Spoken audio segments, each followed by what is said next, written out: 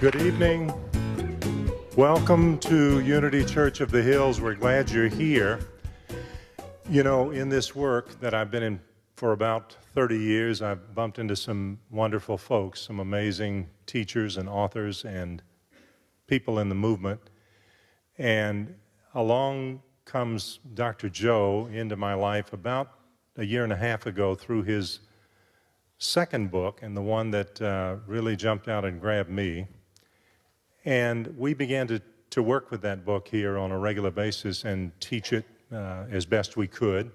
And then we worked it out for Dr. Joe to be here through the auspices of Insight Events in June. And I had a feeling that he would be, as he presented himself on What the Bleep and in his work. But it's been a great pleasure to find that is really absolutely the case. Dr. Joe Dispenza is a great gift to all of us, and he is so because he sees the great gift, the geniuses that we all are, and has a tremendous ability to bring that out.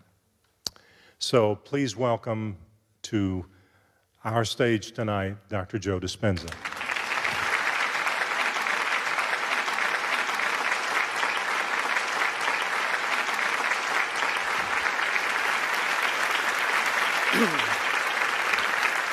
Thank you. I want you to turn to the person next to you. I want you to look them in the eye. I'd like you to introduce yourself as a genius. Let's begin.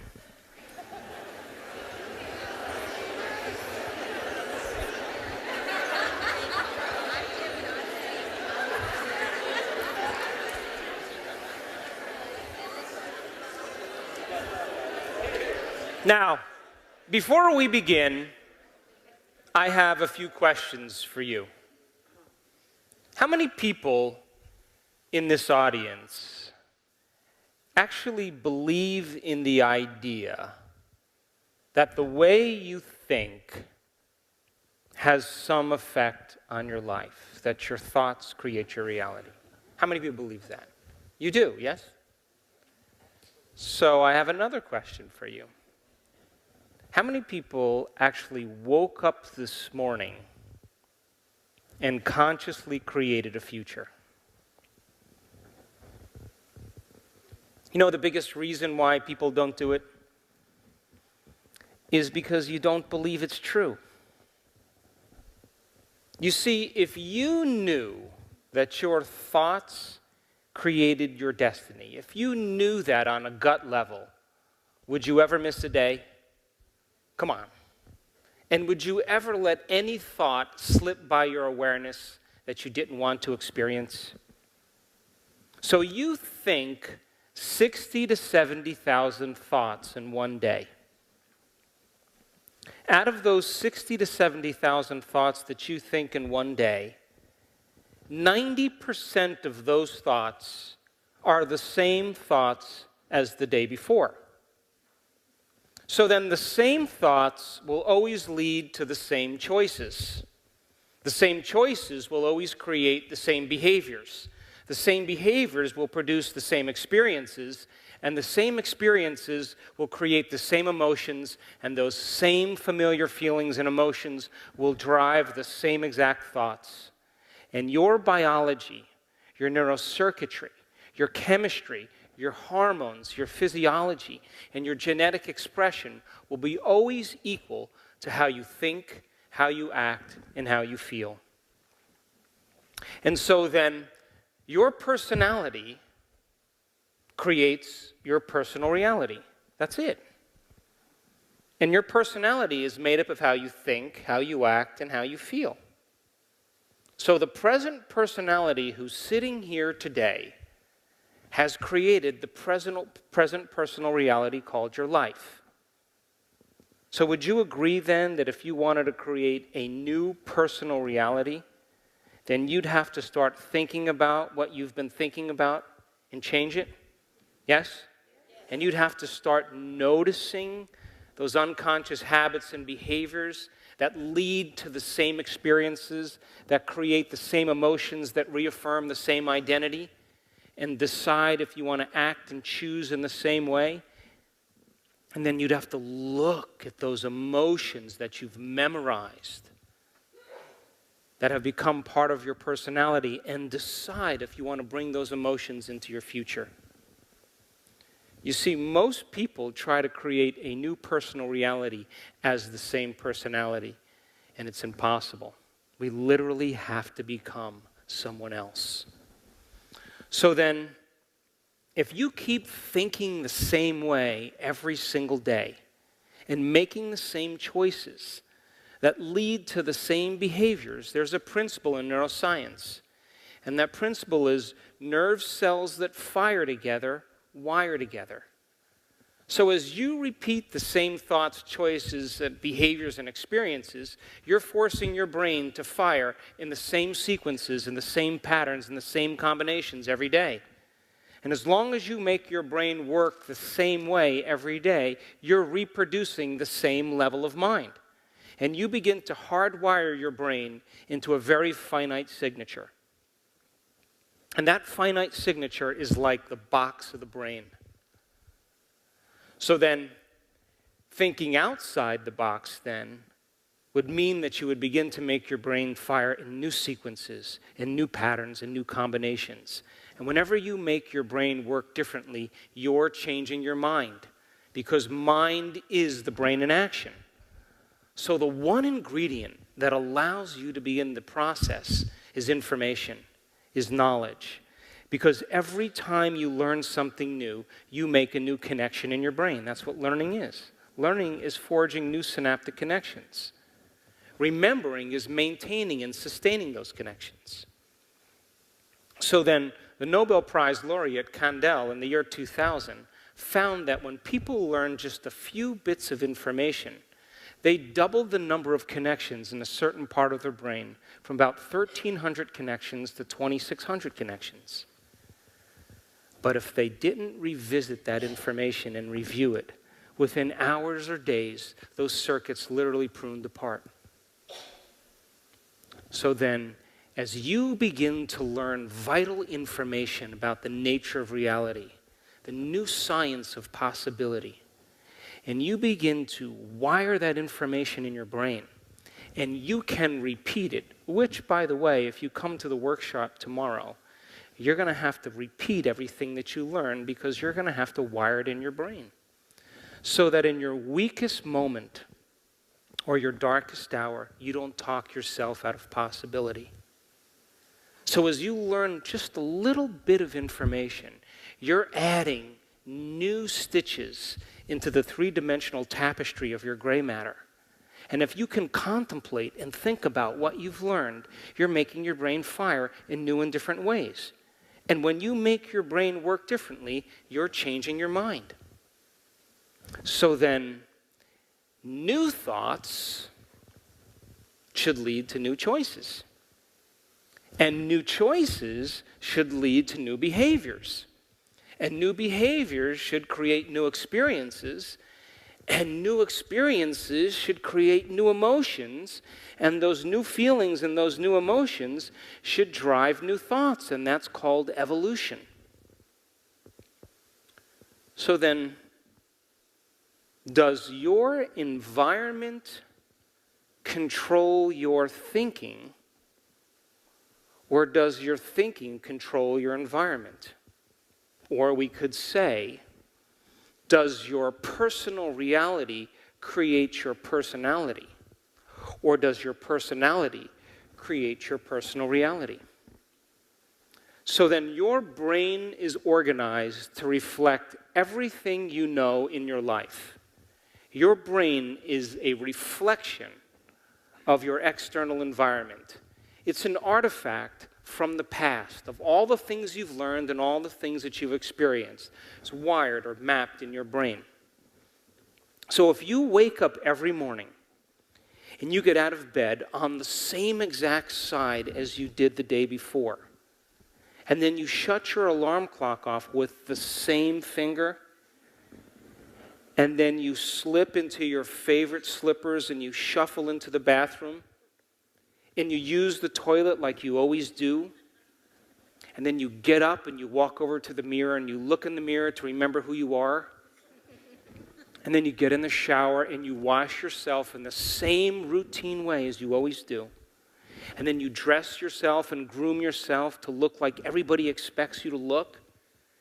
And then you go downstairs and you have your breakfast the same as you did the day before, and you drink coffee out of your favorite mug. And then you drive to work in the same routine fashion, in the same route.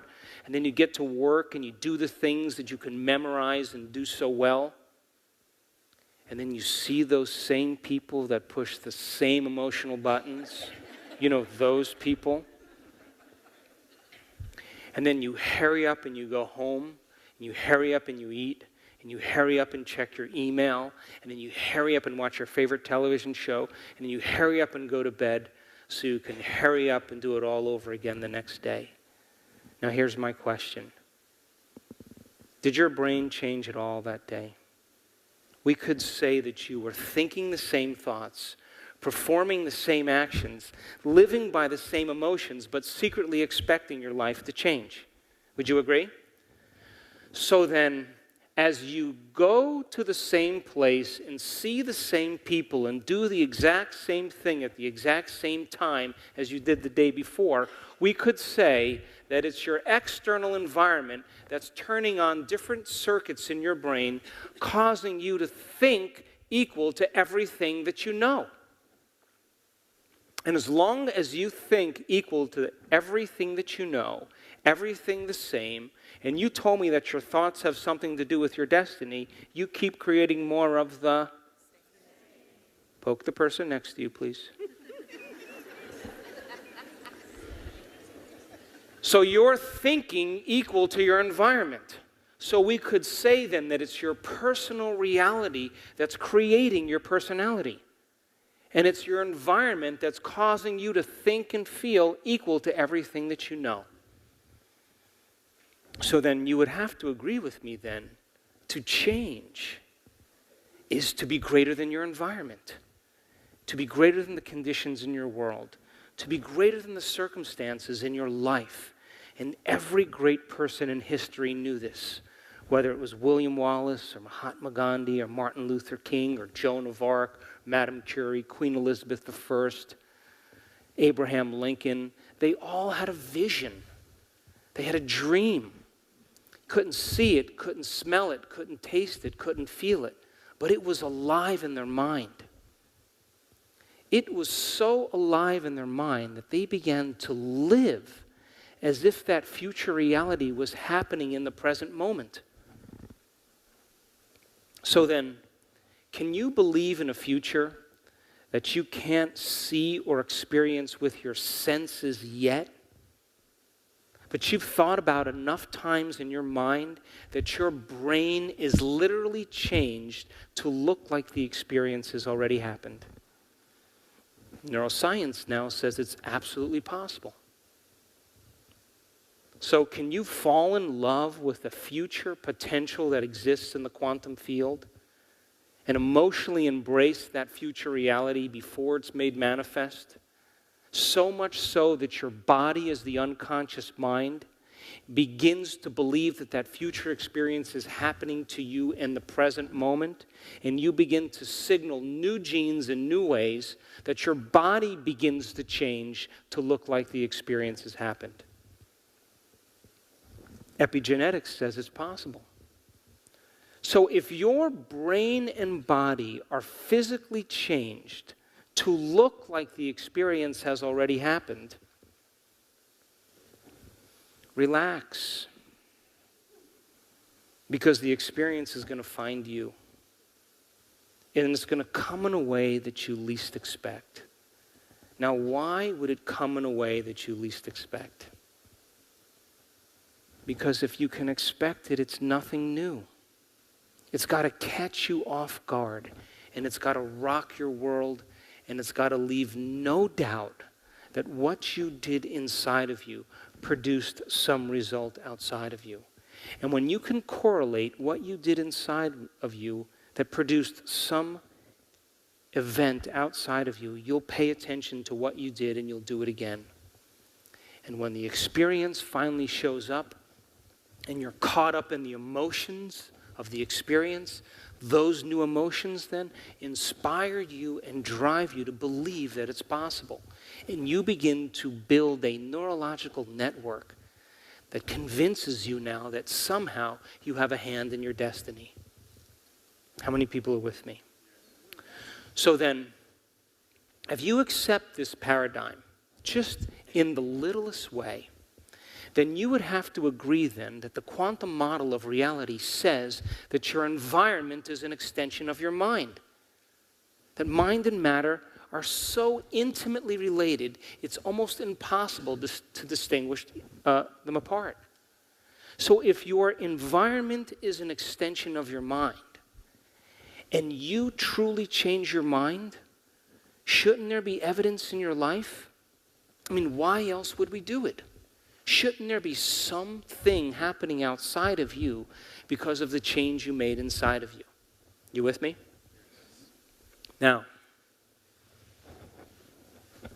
when we embrace the concept of change, you know, if you're no longer going to think the same way or act the same way or feel the same way, you're not going to make the same choices that lead to the same behaviors, that create the same experiences, that produce the same emotions, that make you feel like who you are. The moment you begin the process, you step into the river of change. Now here's the old self, and here's the new self, and there's a void between the two.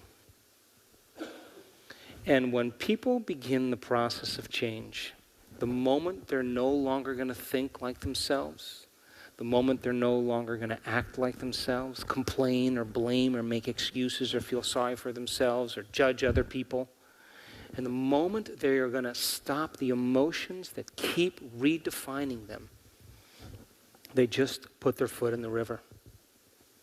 And now here's the problem. The moment that happens, it begins to feel uncomfortable. It begins to feel unfamiliar. It begins to become unpredictable. And all of a sudden, you're in the unknown. And this is the moment where people define themselves.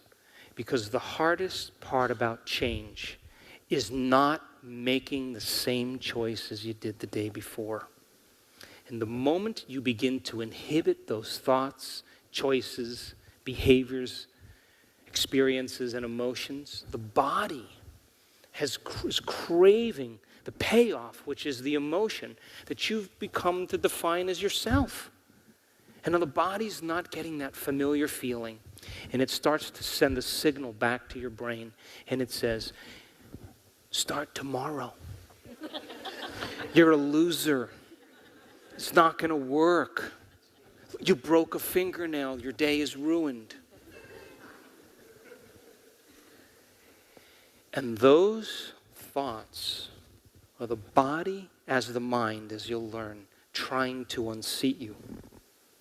And if you listen to that voice as if it's true, that voice, that thought will lead to the same choice, which will lead to the same behavior, that will create the same experience, that will produce the same emotion, and you will say, this feels right. No, that feels familiar.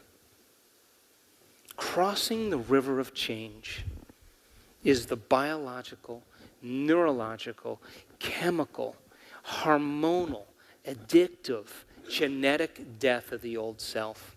It is a literal dying of the old self. And people will say to me, Dr. Joe, yeah, but I can't predict my future. I'm in the river of change. Well, the best way to predict your future when you're in the unknown is to create it.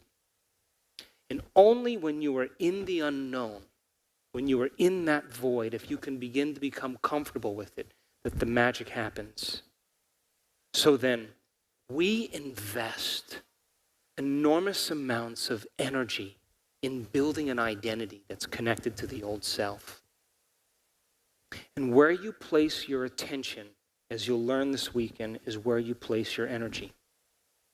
So if you keep this facade, this ideal of yourself going for an extended period of time, all for the payoff of the feeling that you define as you, Because when you wake up in the morning, the first thing you do is you wake up and then you go, oh, where's the feeling? Oh, there's guilt. Oh, whoo, whoo. Almost didn't know who I was. All right, now I can think about my problems and all the people that are related to it. Oh, my goodness. We look for that feeling. So then, the moment we begin to draw our energy away from the old self, that is the David and Goliath. That is Gandalf on the bridge looking at the monster. And as you begin to take your attention off the old self, it demands a certain amount of your attention. And now you are beginning to abandon it, and you're taking your energy and bringing it back, and you're driving it to a new future. And that first couple steps into the river is where people have to decide if they want to cross or not. But then, if you're in the river, instead of white-knuckling it through the whole process, wouldn't you agree that it would be a good idea to think about what thoughts you do want to fire and wire in your brain? And could you begin to plan your behaviors and begin to rehearse who you're going to be when you open your eyes and begin to change your brain just by thought alone? To begin to eliminate the environment and the people and things and places and experiences in your world and make the inner world more real than the outer world until your brain begins to change to look like the experience has already occurred. You're going to learn how to do this, and there are people around the world that are doing it, and they're doing the uncommon.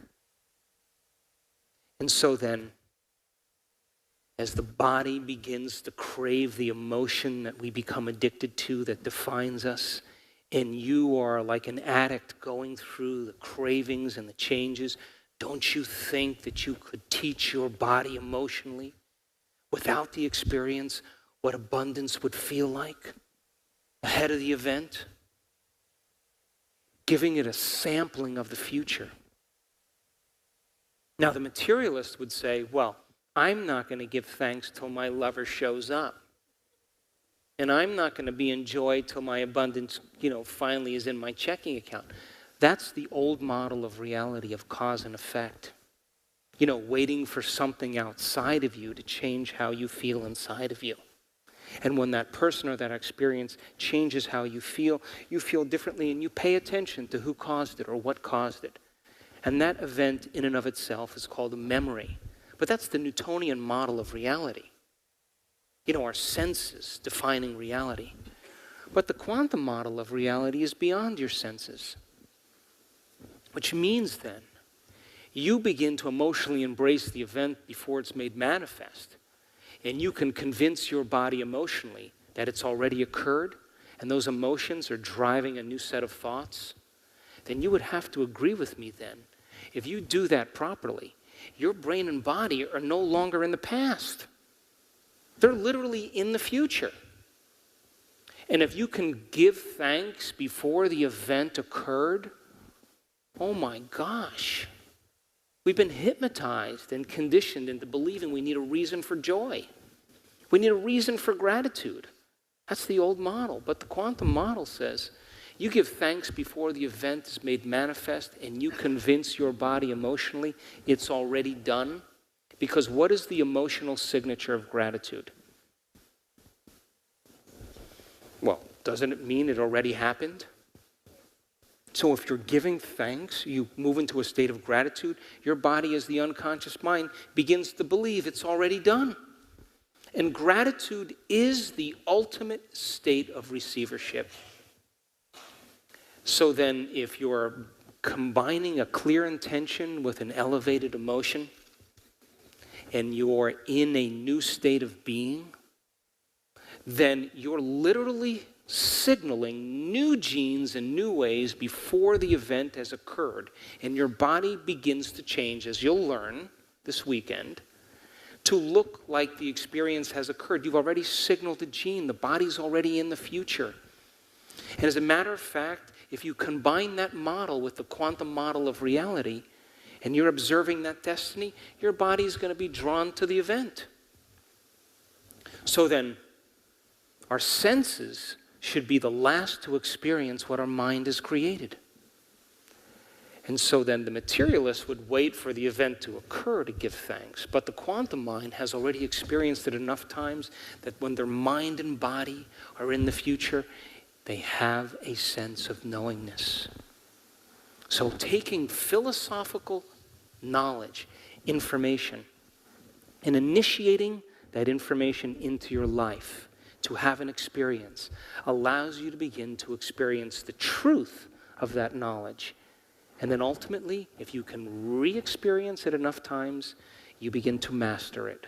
You go from philosopher to initiate to master. And there are people around the world that are doing the uncommon right now. And we are in an amazing time. This is a time in history where it's not enough to know. This is a time in history to know how. And I can tell you from the movie What the Bleep, after it became an overnight sensation, the most common question that I heard over and over and over again was, how do you do it? And why is it so hard to change? Those are two questions I kept hearing over and over again. So then most people wait for crisis or trauma or disease or diagnosis or loss to finally decide to change. We have to be knocked to our knees when we finally say enough.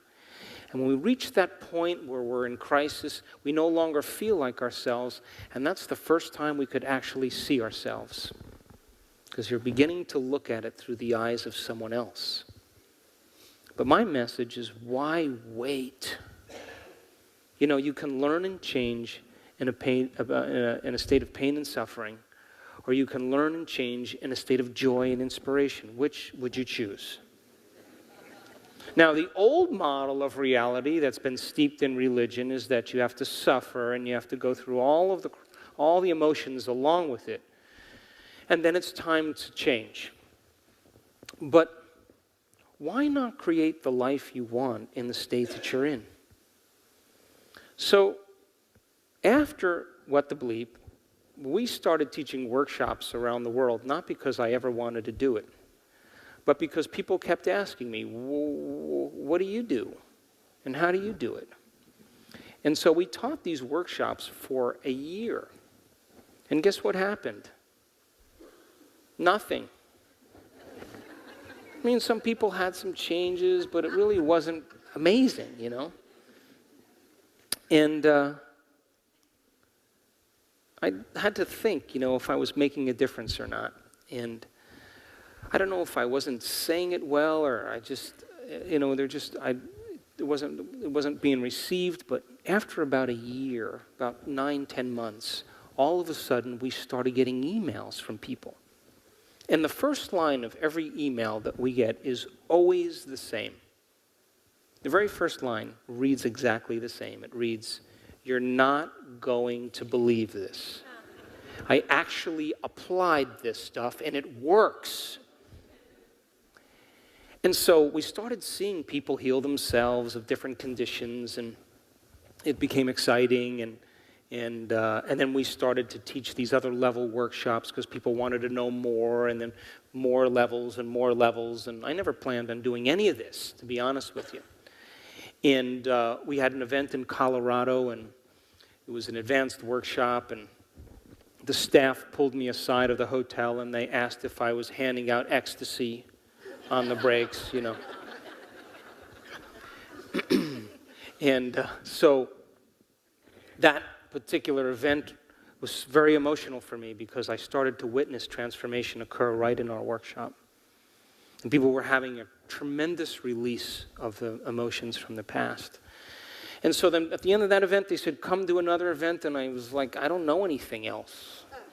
And let's do another one. So we did another one. And in that event, we had 7 people have a spontaneous remission. They were signaling new genes right in the event. Some lady with chronic bladder infections and celiac disease and food sensitivities. One lady was living on lettuce for 7 years was slamming pizza and eating hamburgers and all excited. And it caught my attention because all of a sudden I was witnessing transformation in real time. And I knew that something was going on inside of people. And then we did this event in Seattle, and this lady had MS. She was in a wheelchair, and she got up after her meditation and walked across the front of the room, unassisted, feeling back in her legs, signaled the gene right in the meditation before the experience. She wasn't waiting for something or someone to heal her. She emotionally embraced the potential in the quantum field before it was made manifest, and she intentionally selected that outcome. And when you combine a clear intention with an elevated emotion, you move into a new state of being. And she knocked on the door of the cell with an amplitude of energy that literally began to program the gene, turned on new genes and turned off old genes. And then we had another event, and another lady with MS from Texas, believe it or not, got feeling in her leg. Now I was totally absorbed because I knew on some level we were making a difference in people's lives. So then I started thinking we should measure this stuff. So we brought in a team of neuroscientists and quantum physicists, and we partnered with Heart Math Institute, and we started teaching these advanced workshops. And I can tell you from experience that people just like you are doing the uncommon. They're doing the miraculous. They're doing amazing things. And they don't have to be a monk or a religious person or a nun, or they don't have to be a male or white or any of that stuff that keeps us separate. They understand that there's an intelligence within them that's giving them life. And that same intelligence that's organizing all of those functions, keeping your heart beating. Your heart beats over 2 gallons of blood per minute. Over 100 gallons of blood in 1 hour. Over 100,000 times in one day through 60,000 miles of blood vessels. And your vascular system is 3% of your body weight. That you lose 25 million cells every second. Oh, you just made another 25 million. Were you thinking about that? That one cell of your body, it goes through the order of 100,000 to 6 trillion functions per second. Now multiply that by the 50 to 70 trillion cells that make up your body, and that communication is happening faster than the speed of light. You inhale 2 million liters of air a day, and within seconds, it's transported to every cell of your body. Are you trying to keep track of all of that? So there is an intelligence that's giving us life. And the question is, can you take time out of your busy day to begin to emulate it? Can you begin to develop a relationship with it, interact with it, show it what you want, but not as a victim, not as a fearful person, but you have to be divine. And when you begin the process of making that change, that same intelligence that's giving you life and organizing all those functions is the same intelligence that's creating supernovas in distant galaxies, keeping the planets rotating around the sun, causing flowers to bloom. It's both personal and universal. It's within you and all around you. So then, if you begin to ask for this intelligence to move in you, to move through you, and to move all around you, you are knocking on the door of possibility. And so I learned so many things in measuring people's transformation in the last year. I now know without a doubt that when you analyze your life within the emotion that you've memorized, that you think is you, the answer will never be there. Because emotions are a record of the past, and for the most part, you're analyzing in the box of the past. And when I studied people's brains that did that, their brains got worse. I can tell you from experience that if you use your brain to try to change your brain, it'll only make your brain worse. I saw it. If you use the ego to try to change the ego, you will only endorse the ego. If you use the program to try to change the program, you will only reprogram more. When you use matter to try to change matter, you will only become more matter. And only when you are true consciousness, and I have seen it over and over again, is when you have dominion to change your brain, to change your life, to change your body, and to create some future time. And so we taught these workshops because I wanted to see if it was true. I wanted to know what was happening. And we were lucky enough to catch people's brains that had Parkinson's disease at the beginning of our event. And 4 days later, it wasn't there. It wasn't just in their mind. It was in their brain. People who had terrible anxiety, you could see it in the brain scan. 4 days later, nothing. Traumatic brain injuries, where the brain is shut off because someone went through the windshield, who's wheelchair bound. 4 days later, normal brain. Stood up at the end of the event. It wasn't matter that was changing matter. It was energy that was changing matter. People who had enormous releases of energy from their body to their brain, their entire brain electrified. We caught it. And it wasn't that they were trying to create it, it was happening to them. And you think that that person can go back to business as usual in their life after just a few of those? Never again. So I became very interested in this concept called information to transformation. So if you give people information, you give them knowledge, and then they can repeat that information, they're beginning to fire and wire that information in their brain. Would you agree? Poke the person next to you, please. So then, if you wire that information in your brain, you can repeat it. Would you agree? And so what you're doing is you're seeing a picture. And as you see this picture, you're describing this picture. And you're firing and wiring in circuits, and you're building a model of understanding. Yes? So then, if you can instruct people on how to apply that knowledge and demystify the experience. Now, science is the contemporary language of mysticism. Science is the language to explain the unexplainable.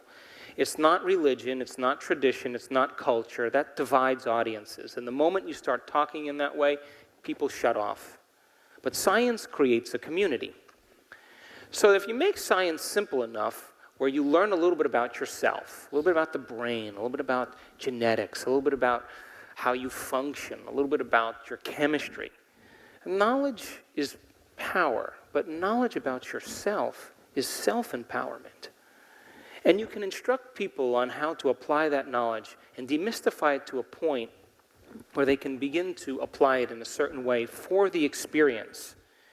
And that experience produces some type of transformation.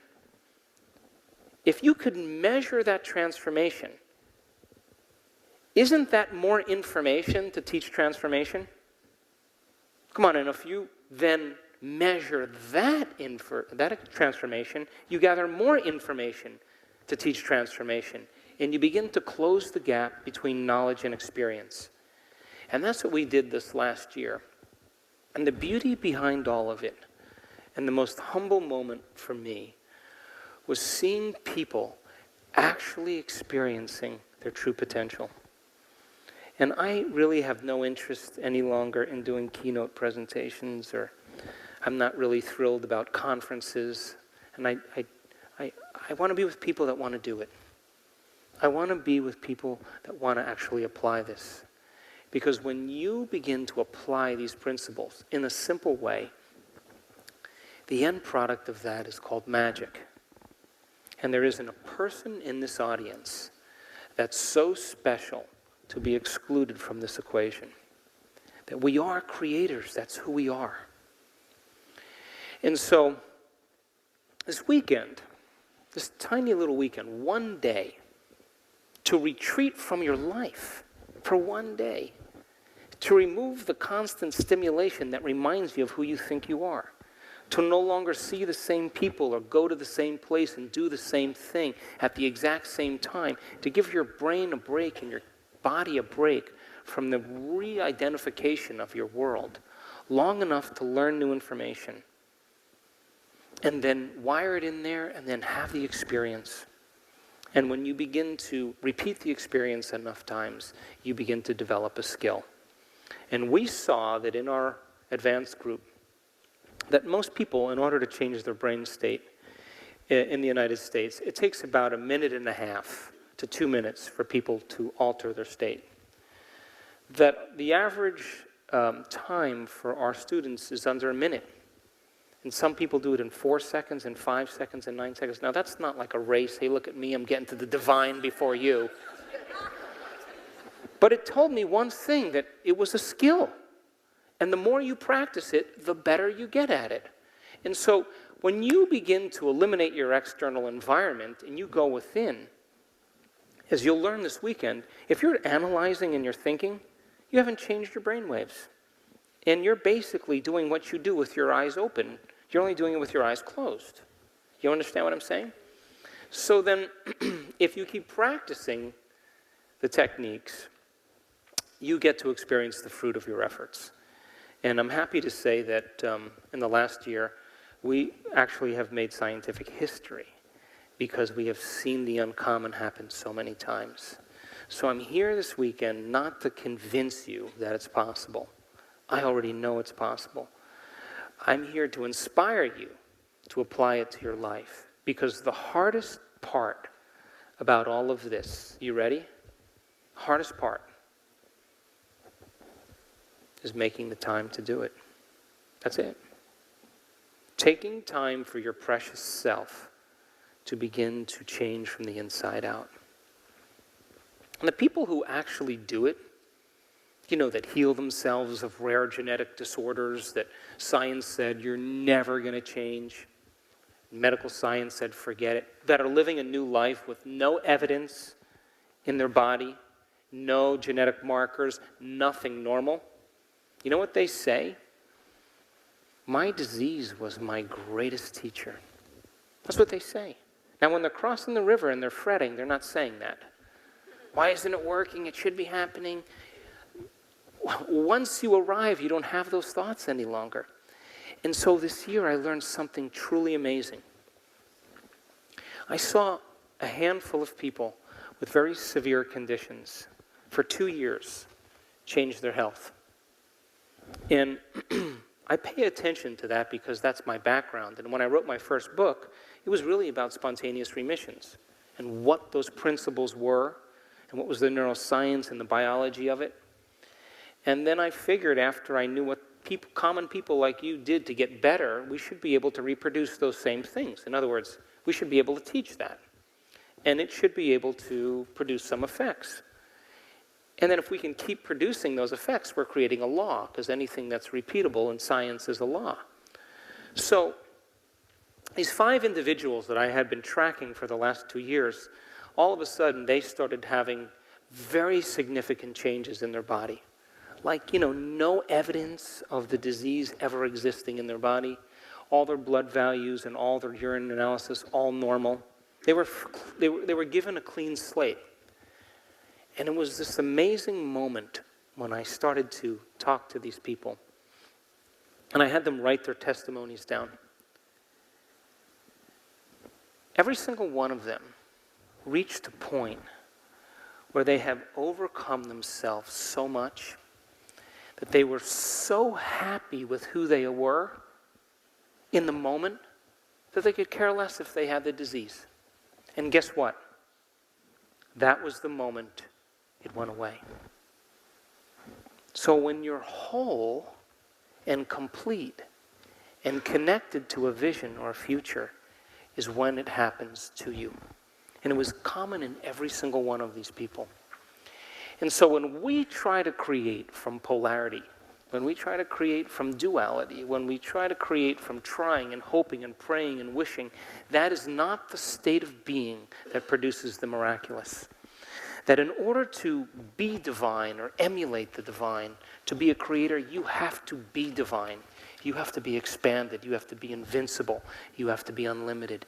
And when you bring up that emotion, you are signaling genes in new ways. So then this workshop this weekend is to give you some of the tools to do that. You with me? Poke the person next to you, please. So you geniuses still? Now, every time you have a thought, you make a chemical. And if you have a great thought, or an unlimited thought, or a joyful thought, you turn on a set of circuits in your brain that fires in a very specific sequence, pattern, or combination that produces a level of mind that makes a chemical for you to begin to feel exactly the way you were just thinking, great or unlimited or joyful. Now, if you have a negative thought, or an unhappy thought, or a guilty thought, you turn on a different set of circuits in your brain, and a different sequence, pattern, and combination that creates a different level of mind that signals the brain to make a chemical to match the exact thought you were thinking for you to feel exactly the way you were just thinking, negative or unhappy or guilty. Now, the moment you begin to feel the way you think, because the brain is constantly monitoring the body, you begin to think the way you feel, which makes more chemicals for you to feel the way you think, and then you think the way you feel, and then you feel the way you think, and you think the way you feel, and then you feel the way you think, and then you think the way you feel, and you do this for years on end. And the cycle of thinking and feeling and thinking over time creates what I call a state of being. Now, a state of being is when your mind and body are working together, when your thoughts and feelings are aligned to a destiny. Now, thoughts are the language of the brain, and feelings are the language of the body. And how you think and how you feel creates a state of being. You with me? So would you agree then, if you thought an insecure thought, that in a matter of seconds you would begin to feel insecure? Yes? And the moment you begin to feel insecure, isn't it going to drive more insecure thoughts? Which is going to cause you to feel more insecure, and then you're going to think more insecure thoughts, then you're going to feel more insecure. And then you're going to say over time, I am insecure. And whenever you say, I am anything, you're commanding your mind and body towards a destiny. Now, the redundancy of this cycle of thinking and feeling and thinking over time conditions the body to memorize that state as well as the conscious mind. And whenever the body knows as well as the mind, that's called a habit. A habit is when your body is the mind. Now, 95% of who you are by the time you're 35 years old is a set of memorized behaviors, emotional reactions, beliefs, perceptions, and attitudes that function just like a computer program. You subconsciously become the mind of that state. How many people are with me? 95%. So now it's going to come time to change, and you're going to use 5% of your conscious mind to think positively while you've been running the cycle of negativity for the last 35 years. And then you're going to create your dream board, with your hairstyle and your SUV and your fingernails and the big house behind you and a kid in the back with a perfect smile in the car seat. But you're going to feel unworthy. That's mind and body in opposition. You see, we have to recondition the body to a new mind. And that's where greatness comes in. So then, if you keep thinking and feeling and thinking in the same way over time, just like any program, the body will know how to do it better than your conscious mind. And when the body becomes the mind, now you're in a habit. And a habit is an unconscious, automatic set of thoughts, behaviors, and emotions that is acquired through frequent repetition. So then, you can't consciously remember your PIN number because you had 3 glasses of wine downtown in Austin. But then you walk over, you look at the keyboard, you can't consciously remember the number, but then all of a sudden your fingers press the number. How did that happen? You practiced it so many times that your body knew better than your brain. And that's where most of our personality exists. Now, how do we get this way? Feelings and emotions are the end product of past experiences. And you can remember experiences better because you can remember how they feel. Now, when you're in the midst of an experience, everything you're seeing and smelling and tasting and feeling and hearing, all of your five senses plug you into the environment. And as you're in the midst of that event, all of this data is rushing back to your brain through those 5 different sensory pathways. The moment that information reaches your brain, it causes jungles of neurons to begin to organize themselves into networks. The moment those neurons string into place, the brain makes a chemical, and that chemical is called a feeling or an emotion. How many people are with me? Now, because emotions tend to last longer, long-term memories, you can remember your first kiss. You can remember graduating from high school. You can remember a promotion, your wedding day, being proposed to, the birth of your children. You can remember going on vacation and catching a fish off the coast of Mexico and eating it with your friends and drinking great wine and feeling the breeze and seeing the sunset. But the problem is you can't remember what you had for dinner the night before, right? Because routine lulls the brain to sleep. And most Americans can tell you exactly where they were on 9/11. They could tell you who they were with, what time of day it was, and what they were doing. Because everything that you were seeing and hearing changed your internal state. And the moment you felt differently inside of you, you woke up and you paid attention to what caused it outside of you. And that event in and of itself is called a memory. So then think about this. You're geniuses, right? So if feelings and emotions are the end product of past experiences, and you're feeling the same way every single day, what does that mean? Nothing new is happening in your life? Yes? Now, if feelings and emotions are the end product of past experiences, and you can't think greater than how you feel, or feelings have become the means of thinking, are you thinking in the future or are you thinking in the past? And as long as you told me that your thoughts have something to do with your destiny, as long as you're thinking equal to how you feel and you're thinking in the past, you keep creating more of the quantum model of reality is still working for you. Now, your body is your unconscious mind.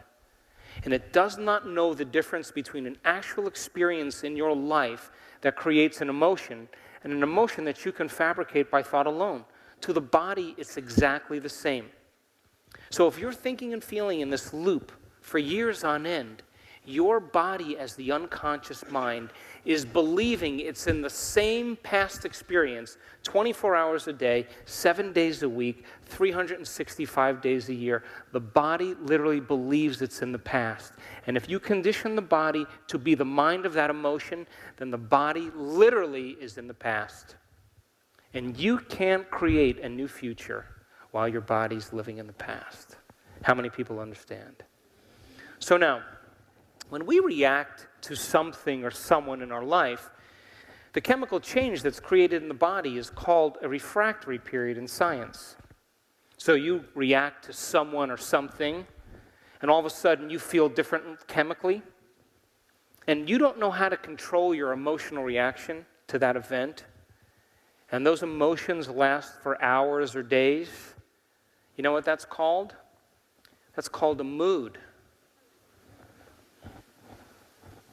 What's wrong with you? Oh, I thought you'd never ask. I'm in a mood. Really? Why? What happened? Well, this thing happened to me 5 days ago. And I'm having one long emotional reaction. Now, if you have the same refractory period going on for weeks or months, that's called a temperament. What's wrong with him? I don't know. He just has an angry temperament. Why are you so angry? Well, this event happened to me 10 months ago, and I'm living by one long emotional reaction. I'm memorizing my emotion. And if you keep that same refractory period going on for years on end, that's called a personality trait. And people wear their emotions layer by layer, and they believe that's who they are. That is not who they are. So then, would you agree with me then that in order to change your personality, you would have to look at the emotions that you've memorized that's become part of your identity? Yes? Now, did you hear me say, go back and look at the event and analyze the event? No, it has nothing to do with the event. When you free yourself from those emotions, then that's when you begin to liberate energy, because the body is no longer enslaved to the past. You with me? So then, you're a wonderful wife, you have a great life, you're living the dream, and all of a sudden, your husband comes home and he announces to you that he's moving to Buenos Aires with his 2 secretaries. And you're raising your children, and you got the whole dream going, and you're angry, and you're frustrated, and you're jealous, and you're envious, and you're sad, and you're going through all these emotions, and you know, you don't know this, but every time you think about the experience, you produce the same chemistry in your brain and body as if the event was happening. So your body's re-experiencing the event 50 to 100 times in the day, and you're conditioning the body into the mind of the past. And then you call up your mother and you tell her, and then you tell your family, and then you keep talking about it, and you keep running the chemicals and firing and wiring the circuits in your brain, and it turns into a mood, and it turns into a temperament. It goes on for years on end, it becomes part of your personality. You're just that bitter, angry person. And so someone approaches you 20 years later and they say, why are you so angry? And you say, well, I am this way because of this event that happened to me 20 years ago.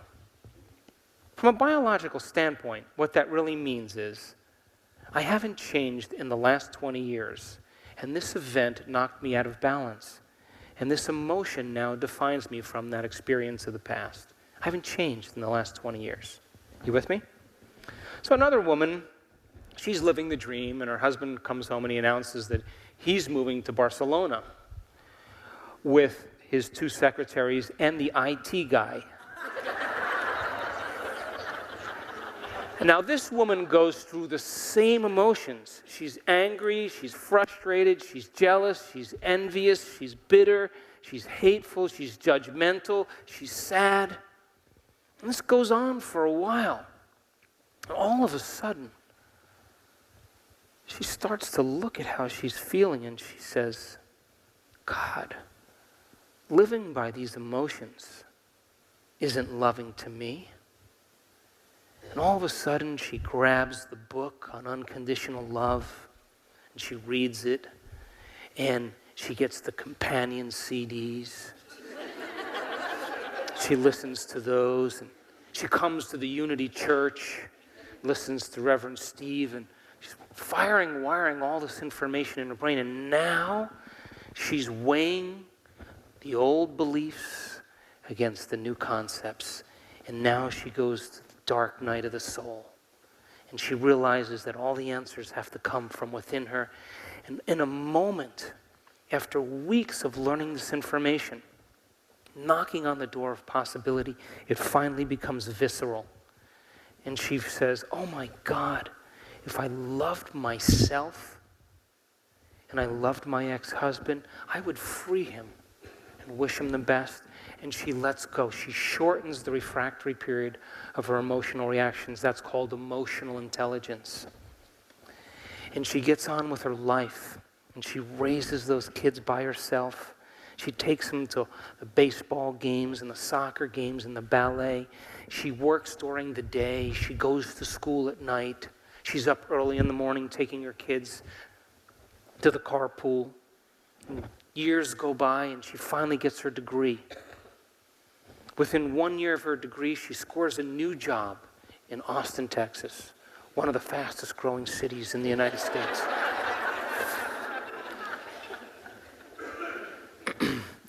And she gets a great job, and she's working with great people.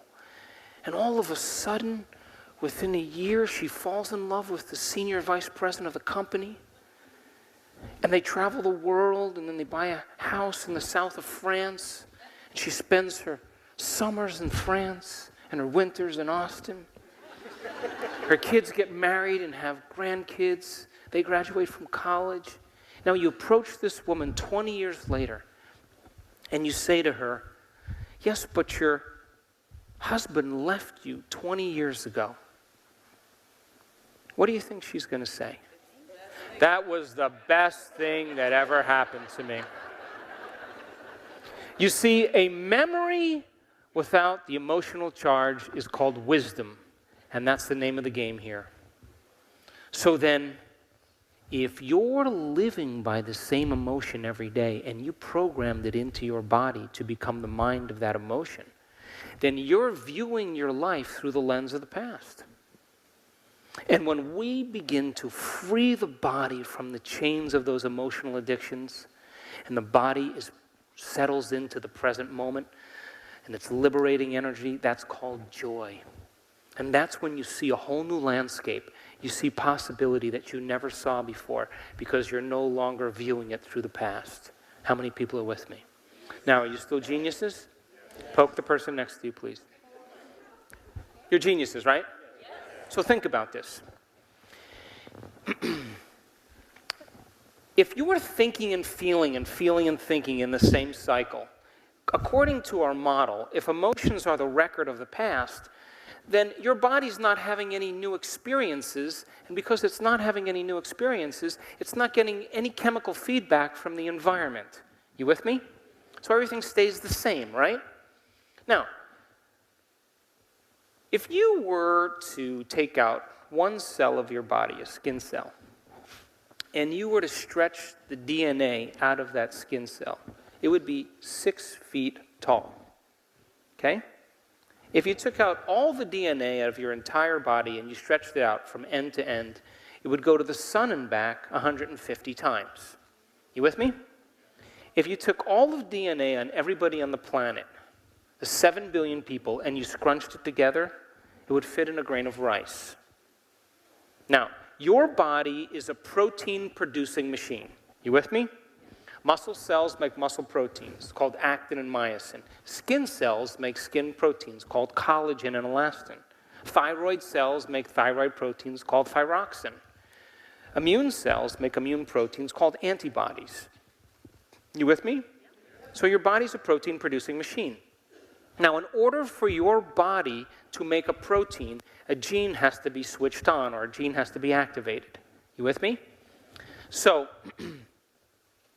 when they did the Human Genome Project, they went like this. They said, okay, let's see, there's 100,000 proteins that make up the body, so there should be about 100,000 genes in each cell. Well, it takes about 40,000 regulatory proteins to make those 100,000 proteins, so it's 140,000 proteins in the body. We should have 140,000 genes. How many people are with me? But one-to-one correlation. Well, when they did the Human Genome Project, guess what? We only expressed 23,000 genes.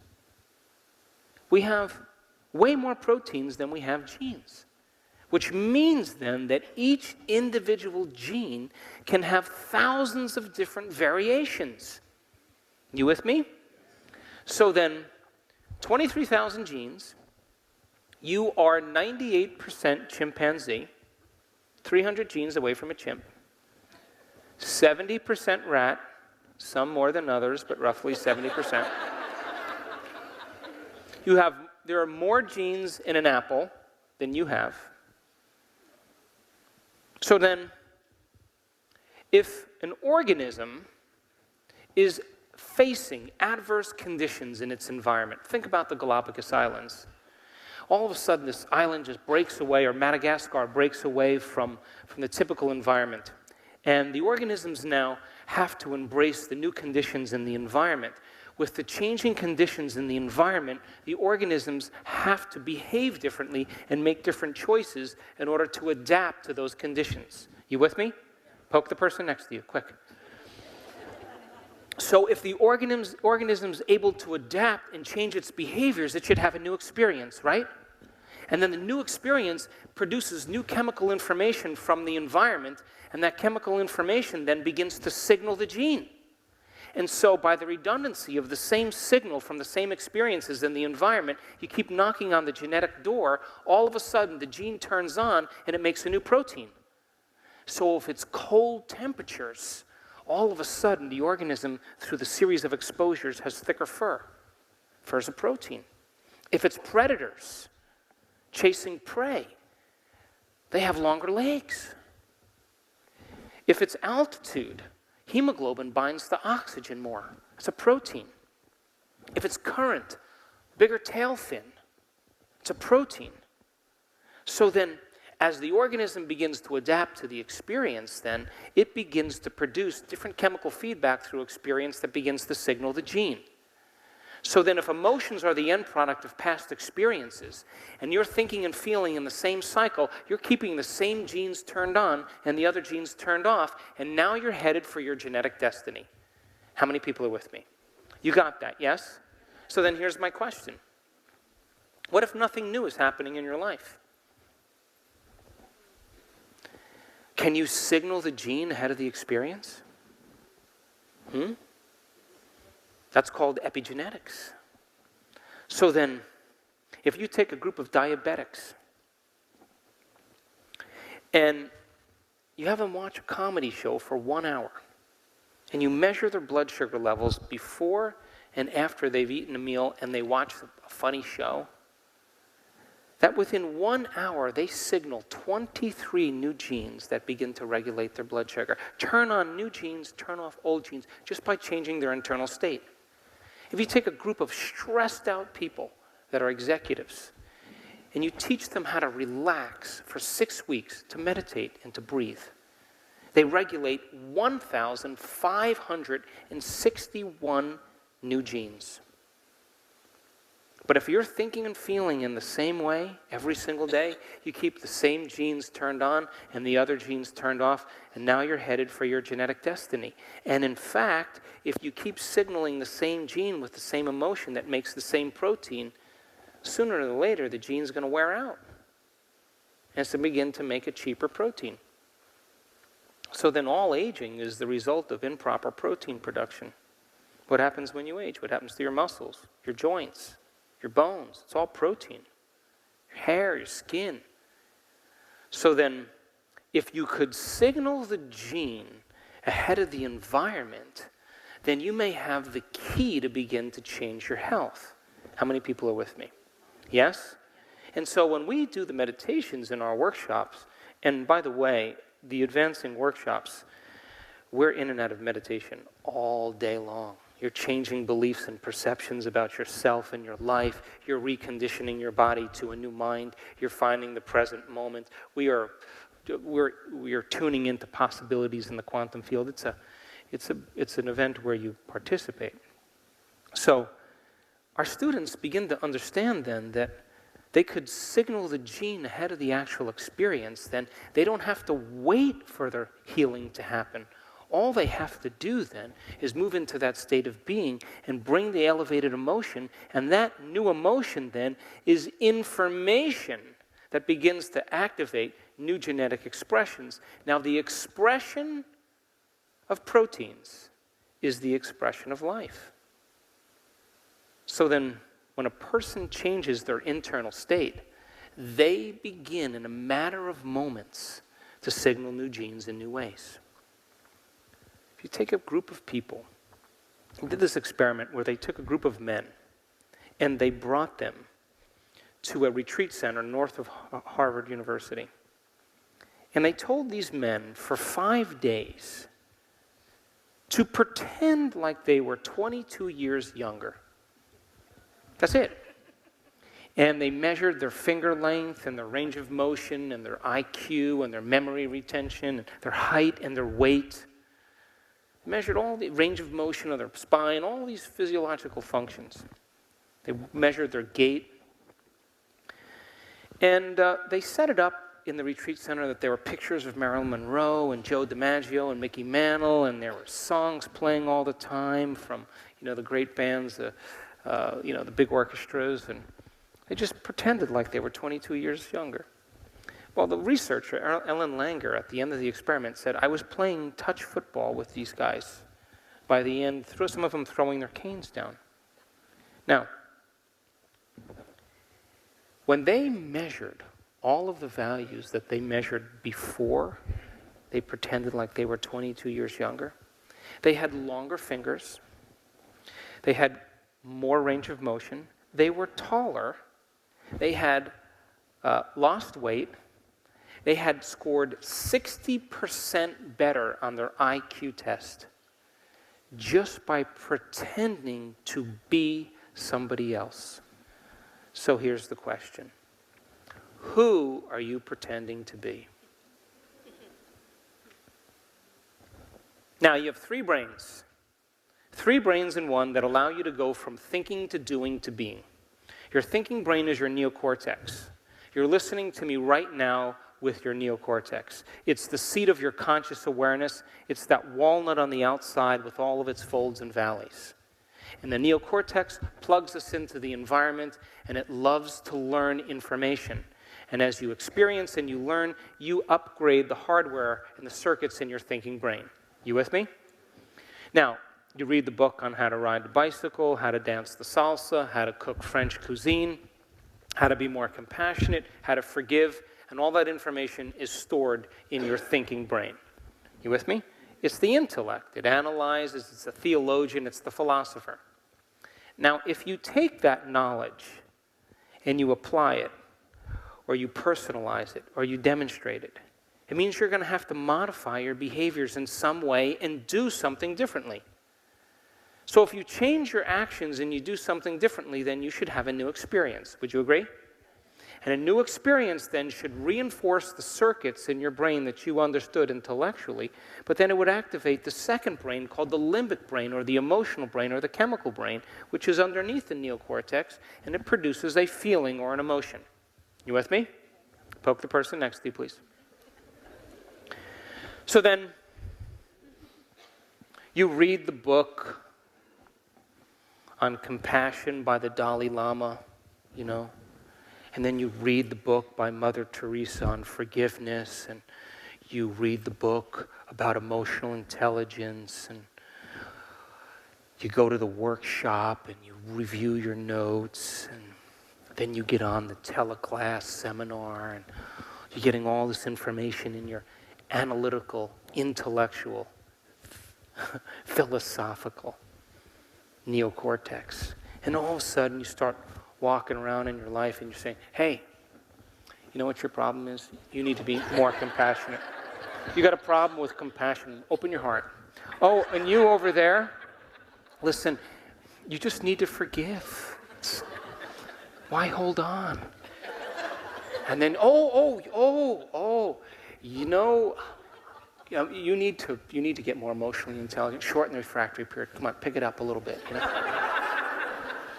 And everybody is blown away by all of this knowledge that you're espousing.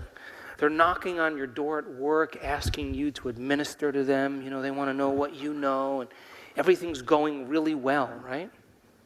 But then you're getting ready for the company Christmas party, You're putting lipstick on, you're getting ready, you got a little Motown playing, and all of a sudden, you get a call from your best friend. And she says, that person that betrayed you, the one that threw you under the bus, that talked about you and got the promotion and you didn't get it, she's at the Christmas party.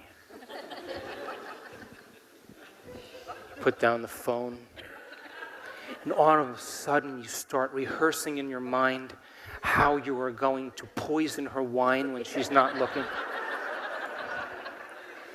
You think about going into the bathroom, locking the door, getting her in one of the stalls, wham, against the wall a few times. You start thinking about how you're going to embarrass her in front of everybody, and all of a sudden, you stop. And you think, oh no, I read the book on compassion. Damn it. Now I got to do something.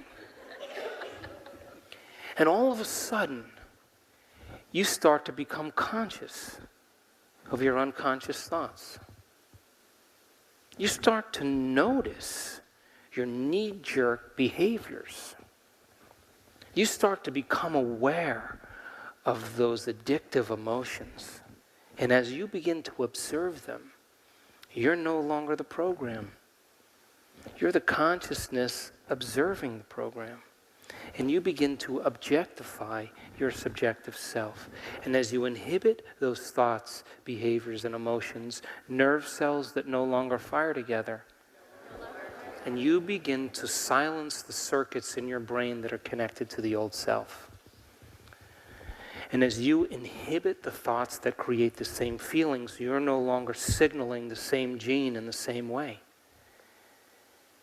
And all of a sudden, you start to think, what did I learn from those books, the teleclass, the seminar? What would Mother Teresa do? And all of a sudden, you begin to activate different networks of neurons in your brain from the knowledge you've learned. And as you begin to call up these different circuits, all of a sudden, you do something very natural. You put yourself into the equation, and you start to rehearse what you're going to do in the dinner. And very naturally, in a matter of seconds, you begin to cause your brain to fire in new sequences, in new patterns, and new combinations. And whenever you make your brain work differently, you're changing your mind. And as you remind yourself of who you no longer want to be, and you remind yourself of who you do want to be, you begin to install the hardware in your brain. You begin to prime the brain and begin to activate circuits and put them in place so that you can use them when you get into the dinner. You with me? So then you're sitting there and you're going, all right, what did the book say? See myself in her? Oh my God. All right, what else? Stay in the present moment. And you start going down this list, and you very naturally start thinking about you doing that. And the moment you begin to mentally rehearse doing it, plan your behaviors, you begin to cause the brain to believe that the experience is occurring.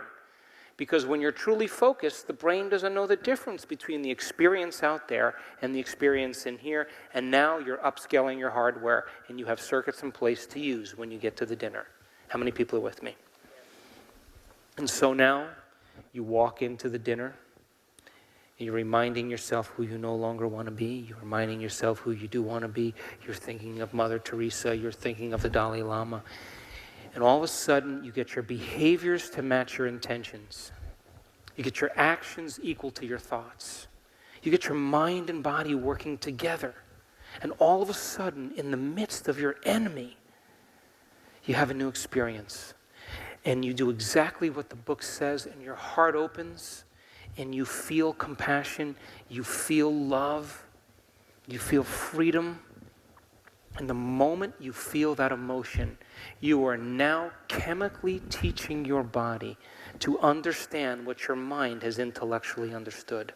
So we could say knowledge is for the mind and experience is for the body. And in that moment, you are embodying knowledge.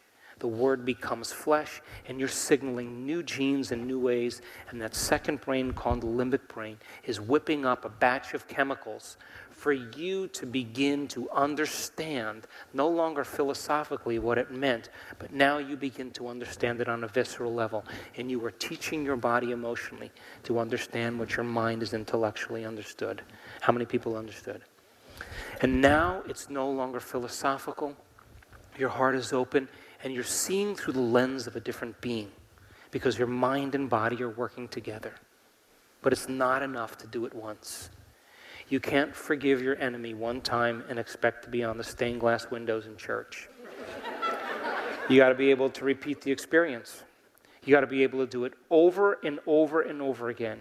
You got to be able to do it so many times that you neurochemically condition your body to memorize compassion as well as your conscious mind. And when you can get your mind and body working together, or your body to become the mind of compassion, or your mind and body to merge, now you're in a state of being. And when you're in a state of being, you activate that third brain called the cerebellum, the seat of your subconscious. Now you've practiced it so many times that you no longer have to consciously think about it. It's innate in you. It's who you are. As a matter of fact, you know how you do it, but you don't even know how, because it's subconscious. It's automatic. It's effortless. It's second nature. And when we get to that point where we have that level of competence, we could say that we've memorized an internal neurochemical order that no person, no thing, no experience could move us from it. And that's what we call mastery. How many people are with me? So how many people here know someone who's mastered suffering? It doesn't have to be you. It could be anybody. And you say to them, hey, did you read the book I gave you? No. Hey, did you see the DVD? No. Hey, we're going downtown Austin. We're going to watch some great bands. We're going to have a couple of drinks. You want to come? No. What are they saying? I've memorized this neurochemical order that no person, no thing, no experience will move me from it. Now, we use those same three brains to memorize altruistic states of being. And the quantum field only responds to who you're being. Not what you're thinking, not what you're feeling, but who you're being. They did an experiment where they took a group of people that were very, very talented in praying. They're good prayers. And they said, it's a skill. They said to these people, now look, we're going to set 3 vials of DNA out in front of you. And with all of your conscious intention, we want you to see this DNA unwinding or rewinding. And so they kept seeing the DNA winding and unwinding, winding and winding, winding and unwinding. At the end of the experiment, they checked the DNA, and guess what happened? Nothing. Intention, getting clear on what you want, a mindful process, did nothing to change the DNA. So then they said to the people, okay, move into an elevated mood. Feel goodwill and gratitude and joy. And just open your heart and just emanate this emotion into the field. So they kept doing it over and over again, over and over again. They checked the DNA, guess what happened? Nothing. Elevated emotion did nothing to change the DNA. But when they said to those people, we want you to see the DNA unwinding, and then we want you to get into the feeling, give thanks for the DNA unwinding before it unwinds. Guess what happened? 25% of the DNA unwound. You see, the thoughts that you think are like the electrical charge in the quantum field. And the feelings that you emote are the magnetic charge in the quantum field. And how you think and how you feel broadcasts an electromagnetic signature that influences every single atom in your life. The thought sends the signal out, and the feeling draws the event back. So it begs the question, what are you broadcasting on a daily basis? Because if you are living in a state of misery or suffering, and you're broadcasting that into the field every day, what you're saying is, oh, infinite creator of divine consciousness, I am in a state of suffering, and I am broadcasting this signature into the field. Bring me another reason to suffer, but bring it in a way that I least expect, that surprises me, that leaves no doubt that it's come from you so that I can suffer a little bit more. You see, we're not punished for our sins. We're punished by our sins.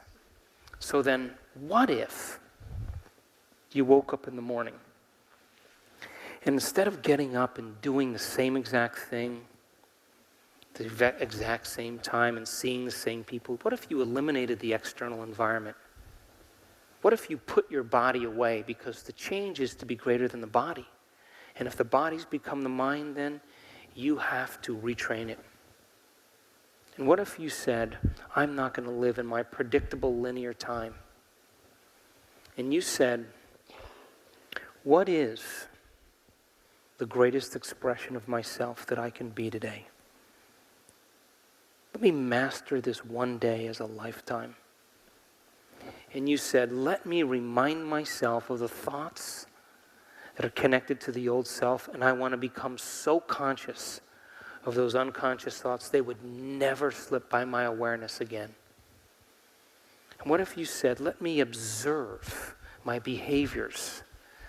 And just like you watching yourself doing a public speech or hitting a golf ball or hitting a tennis ball, if you can observe yourself, you'll self-correct. Wouldn't you agree? What if you said, let me just take a look at how I've been acting?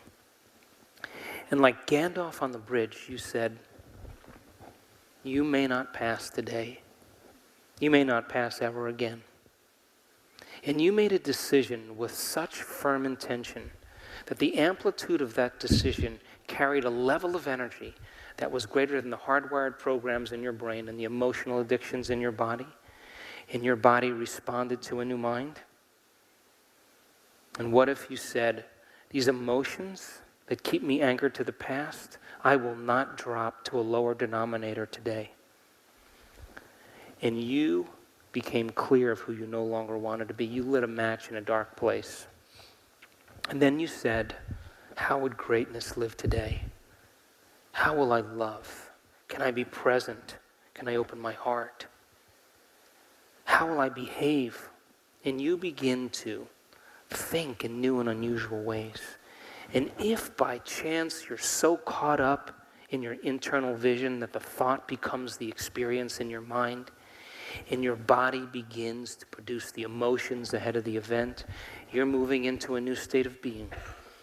Because how you think and how you feel creates a state of being. And now you're broadcasting a whole new electromagnetic signature into the field.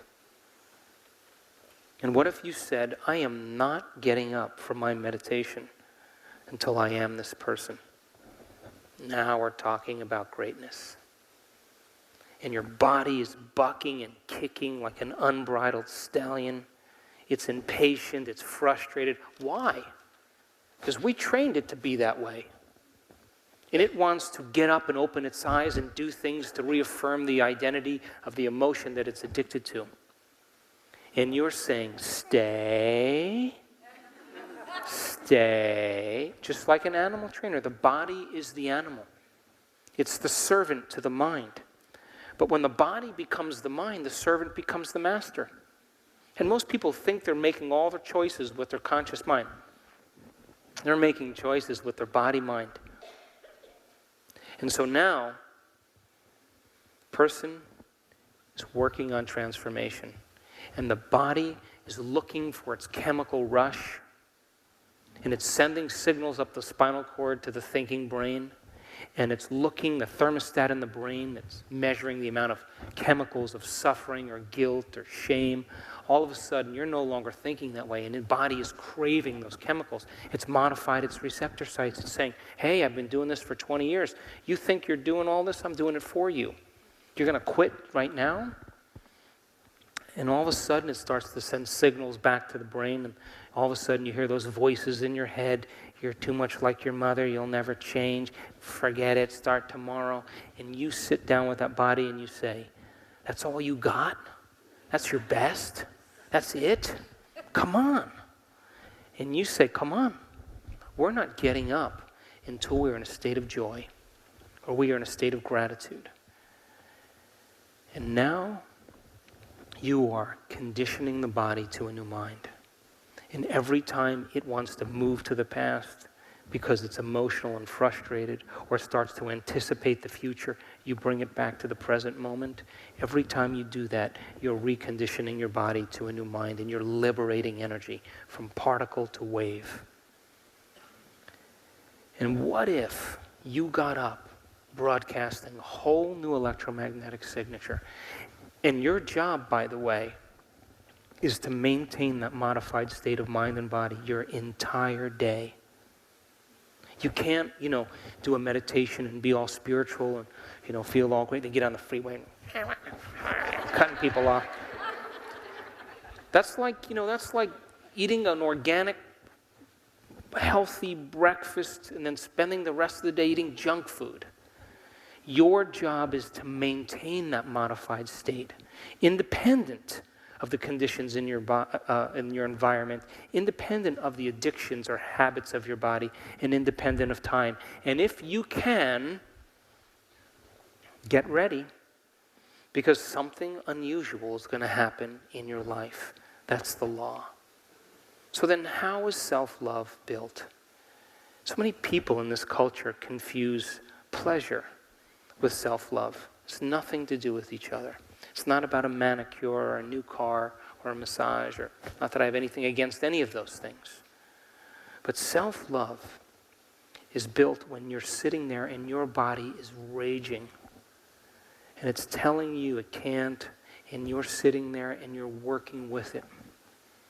And sooner or later, it acquiesces and it surrenders to your mind. And I can tell you from experience, I have sat with my body for hours. And the moment I freed my body from the past, and there was that liberation of energy, the voice came out of my head every time, and it's always the same voice. That was so worth it. Because the moment the body is free from being enslaved, that moment you are seeing reality from a whole different place.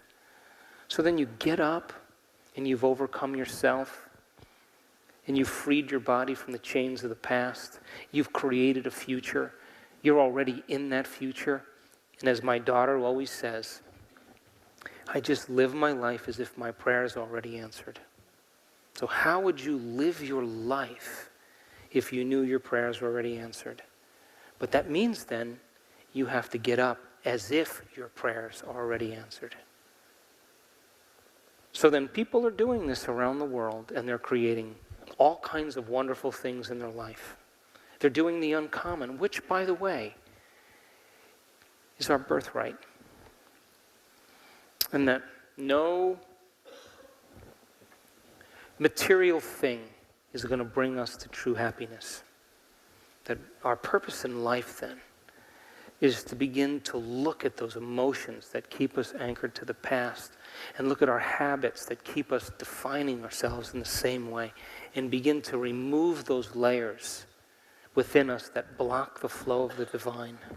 And as we begin to layer by layer peel those limitations away, the masks, that intelligence that's giving us life begins to leak out of us.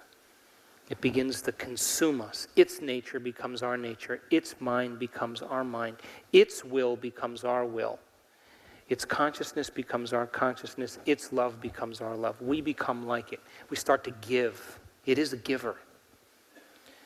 And so then when that occurs, then all of a sudden you start to experience a level of joy that's coming from within you. That you're no longer seduced by the conditions in your external life, and you would never judge another person because you wouldn't want to lose this feeling. How many people are with me? Now listen, all of you in this room, every single one of you have done something great in your life. Would you agree? I'm talking to the part of you that already knows this. That all of you have done something that you are proud of, that you are in love with yourself for. There are no schools of ancient wisdom on the top of the Himalayas waiting for us to be initiated. Your life is your initiation. That the conditions and challenges in your life, the adversity, is for you to meet those challenges with a new level of mind. And I don't care. Listen, I react to things all the time in my life. The question is, how long are you going to do it? And if you want to teach your kids anything, teach them how to shorten the refractory period of their emotional reactions. They will no longer be hanging on to the past. So then, who gets to benefit from the changes you make within you? First who? You, and then your family, and then the people you work with, yes? And then ultimately your community. Would you agree? So then, before we break, my last thought. How do you become supernatural? You would have to agree that you would have to start doing what's unnatural. Yes? When everybody else is in fear, that's the time to show courage. When everybody else is in lack, that's the time to give. When everybody else is judging, that's the time to show compassion. When everybody else is hysterical and racing to the top, you're calm and present, and you're already there. And if you keep doing what's unnatural, sooner or later it will become supernatural. Would you agree? And there's this concept in biology that I love. It's called emergence. Did you ever see a group of fish all do the same thing at the same time?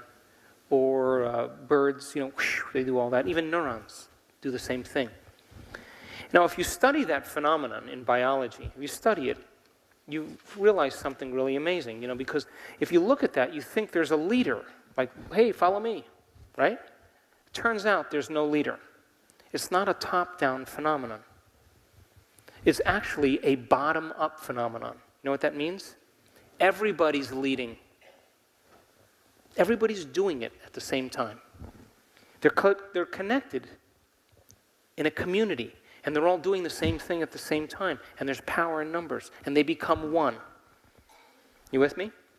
So there's an unconscious stigma that all great people get it in the end, right? If you get too passionate about something and you lead with passion, you're going to get it. Martin Luther King got it. Gandhi got it. Joan of Arc got it. Abraham Lincoln got it. John Lennon got it. Everybody gets it in the end if you're an individual. So subconsciously, most people are like, ooh, I don't want to shine too much, But what if everybody's leading?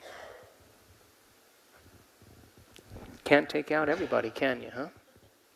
So the new consciousness that's emerging, the new consciousness is about us demonstrating all of this.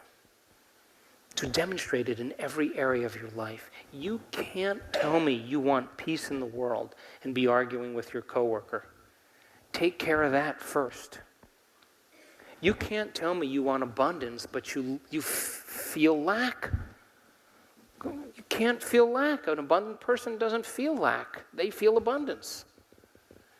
So then gold only attracts gold. Lead doesn't attract gold. So then we have to really demonstrate all the things that we want to see in the world. And if you're overcoming your fear and anxiety, and I'm overcoming my frustration and anger, and I'm working on me and you're working on you, we're more prone to really serve and give, and we begin to connect on a deeper level. And I can tell you, I have been around the world in the last 14 or 15 years, and I have seen transformation many, many times. And I can tell you it looks the same on everybody's face. I don't care if you're from Japan or China.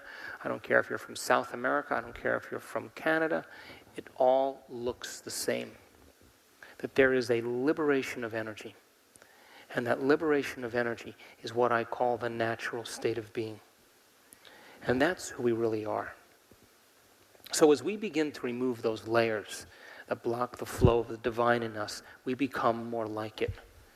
We give more. We care more. We serve more.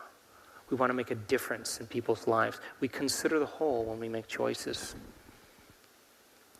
So great time to be alive in history. Great time because all of the models are collapsing. The political model, the economic model, the medical model, the religious model, the educational model, the environment. It's all collapsing. Because there's no longer a paternalistic view. Information is so readily available. And because of that, ignorance is a choice. And so then, if you begin to understand this, then, and you see through the illusion and the veil that keeps people separated and in fear and competing and hostile, because that's a great way to control people. But when you and I lay down the very thing we used our whole life to get what we want for something greater to take over, that's the time you give people permission to do the same. And this is a great time in history because people just like you are doing the uncommon. I was in Munich, and my assistant Paula was with me. And then from Munich, we went to Amsterdam and I did some events in Amsterdam. And then from there, we went to Barcelona. And when I was in Spain this past year, Spaniards are going through a crisis. And so they're holding on to this information because they have to think in different ways in order to adapt to the challenges in their lives. And so they asked me to come back to do an advanced workshop on the shoulders of the last one we did in the spring. So we were doing the event, and there's a woman sitting over here, and she, I recognized her because I had seen her in New York. She had flown in New York to come to an event that I was doing, and she wanted to come to Spain.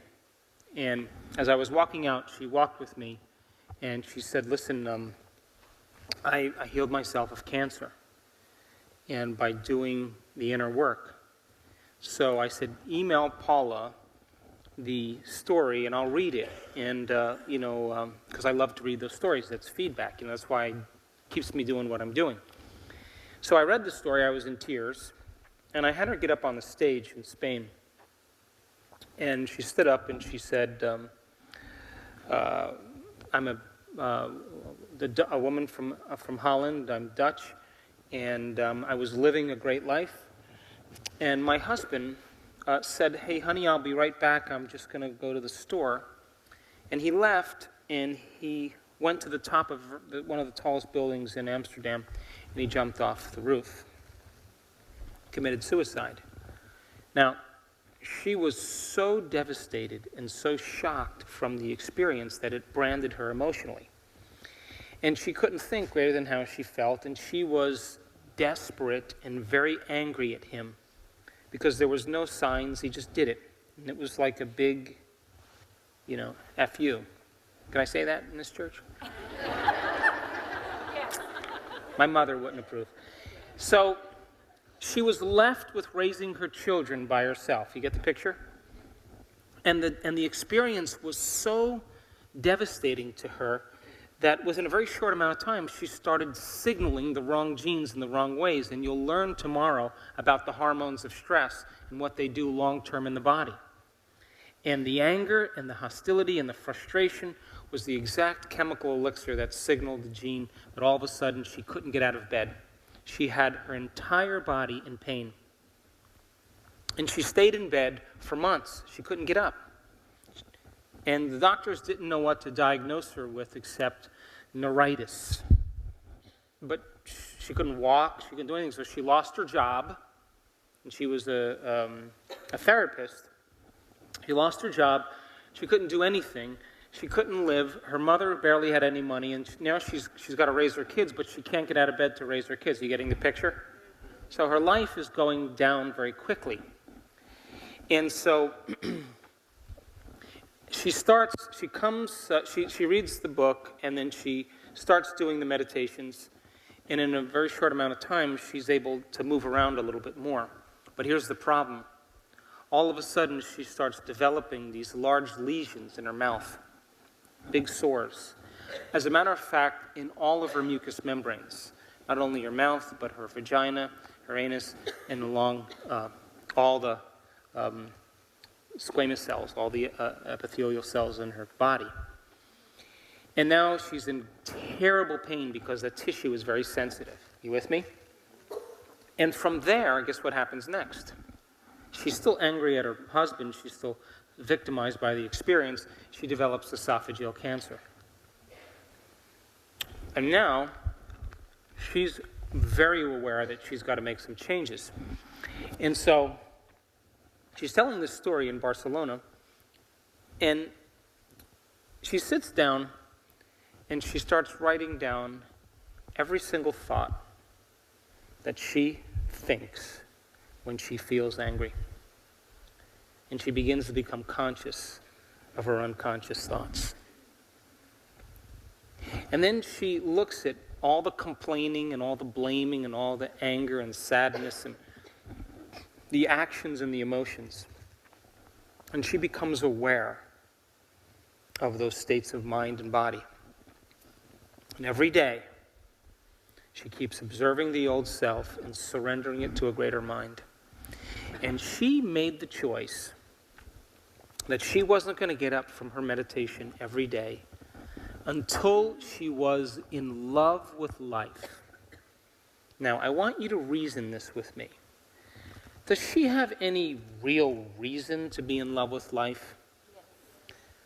Well, to the immaterialist, she does, but to the materialist, she has no husband, she has no finances, she has no health, she has no friends. It sounds like a country western song. and sorry, I'm in Austin. And so, you got the car ready? So, every day she decides that she's going to do her meditation, and she is going to move into a new state of being. And she is going to marry a clear intention of who she wants to be when she opens her eyes every day with an elevated emotion, and she's going to signal the gene ahead of the experience every day. And the deal, she says, is if I'm not going to get there, I'm not going to get up until I'm in love with life. Now, she's crossing the river, yes? Now, she decided that she wasn't going to tell anybody in her life that she had cancer except her mother. That was it. Never mentioned it, never talked about it, didn't create an identity around it. And every day she crossed the river of change. And for 1 year, she told me she never missed a day. It was the most important thing in her life. All of a sudden, right around the 11th month, guess what happens? All of the sores start disappearing in her mouth. Why? Because when you're living in emergency mode, anger and hostility and sadness, that's mobilizing energy for your external environment. There's no energy in your internal environment, and of course her immune system becomes compromised. Now she's restoring her body. She's signaling new genes every day. And all of a sudden the sores don't belong in that personality. It belongs in the old personality. Within a very short amount of time, all of a sudden now she starts noticing that she's feeling way better. She goes to the doctor a year later. There's not a sign of cancer anywhere in her body. Nothing. A little bit of scar tissue, she said, in her esophagus, but no lesions, no cancer. She's got a new boyfriend. Oh, new husband, right, Paul? New husband. She's got a new life. And she literally retired the past. She was born again in the same life. Now, is that possible? So then the process of change requires unlearning and relearning. It requires breaking the habit of the old self and reinventing a new self. It requires pruning synaptic connections, and you'll see pictures of that tomorrow, and sprouting new connections. It requires unmemorizing emotions that are stored in the body, and then reconditioning the body to a new mind and to a new emotion. It requires no longer signaling the same genes in the same old ways and starting to signal new genes in new ways. It requires deprogramming and reprogramming, losing your mind and creating a new one. We could say moving your energy out of the past and putting it into the future. How many people are with me? Now, when she finished her story, there were so many people sobbing in the audience. And when she got done, she wasn't saying it because, look at me, I did this. She really was honestly saying it because she was in love with life again. And of course she would be in love with life because every day she wouldn't get up unless she was in love with life. And now she has a life that she loves. How many people are with me? No longer a philosophical concept for her. It is actual reality for her. So the word meditation literally means to become familiar with. As you become familiar with your unconscious thoughts, your unconscious behaviors, and your unconscious emotions, and you make them familiar to you, to know thyself, that means now you no longer are the program, but you are the consciousness observing the program. And if you could every day decide who you do want to be when you open your eyes, and you begin to rehearse the thoughts that you will think, the behaviors and attitudes you will demonstrate, how you're going to live that day, and you teach your body emotionally what nobility feels like, what empowerment feels like, what invincibility feels like, what strength and courage feels like, and you are signaling the gene ahead of the experience, and you get up in love with life, and you keep practicing it, you're firing and wiring those circuits in your brain. And if you keep doing it, it's going to become familiar to you. And if you emotionally embrace the experience before it's made manifest, every single day, it will begin to become familiar to you. And if you are thinking and feeling differently than when you started, now you are in a new state of being. And a new state of being is a new personality. And a new personality creates a new personal reality. And the disease, by the way, no longer exists in that new personality. It belongs to the old personality. And if you ask this woman how she did it, she will tell you the story of how she memorized those emotions and how those emotions signaled her genes. And she realized that she had to make a personal change. And it took her 1 year. Now, here's the question. Do you think she was afraid? Give me a nod. Yeah? Do you think she had doubt? How about another nod? Do you think that she was still bitter and angry at times? But was she aware of it? Yes. So then, would you agree there were days where she didn't want to do her meditations? Yes. Oh. Would you agree there were days that she was discouraged? But she did it anyway. And every time she chose herself,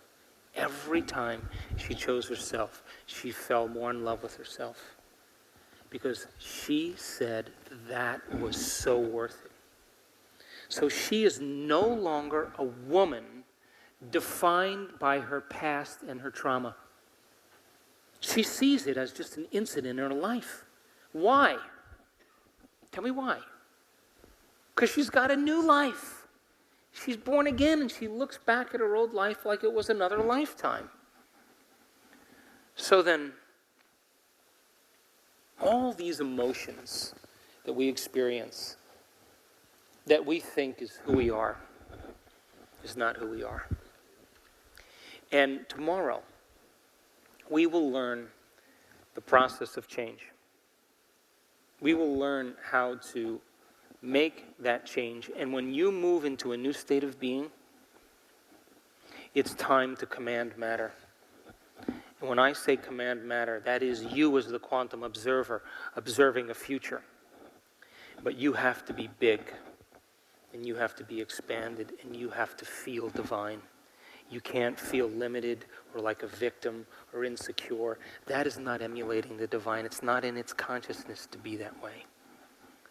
And people who do it, and they begin to create from this new state of being, have the experience sometimes the same day before they get home. It shows up in their life. So that person that healed themselves of cancer, just by standing up and talking about it, because of mirror neurons, you know mirror neurons? You know what mirror neurons are? They model behavior. You feed your kids, you go like this. You want them to model your behavior. Mirror neurons are modeling neurons. They imitate behavior. So if you see someone dance the salsa really well, you'll dance the salsa better, yes?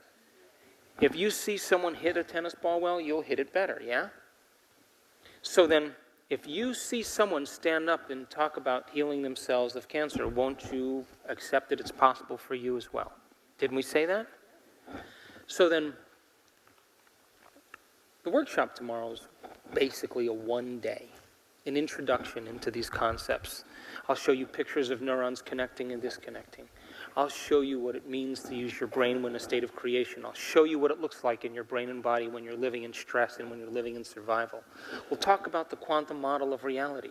You know, viewing your life from the same level of mind every day.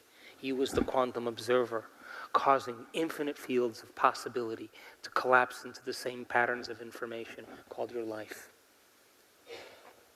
And we will talk extensively about what it means to change.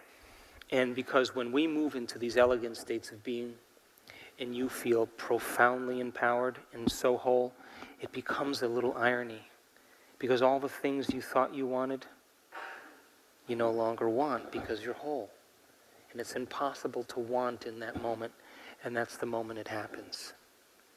So one day to retreat from your life as a foundation.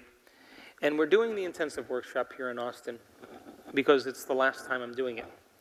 We'll record it, it'll be available for people, but my passion and my interest really is in the advancing workshops, the progressive workshops and the advancing workshops. We're going to be measuring epigenetics in our advancing group. We do brain scans on people. We measure their heart coherence. We measure the energy in the room.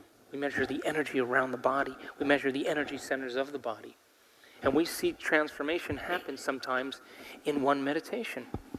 And sometimes it's a woman. And sometimes she's over 70. The point is that common people are doing the uncommon. And so, I will be here tomorrow, and I will give you my absolute best. So I hope to see you then. Thanks for listening.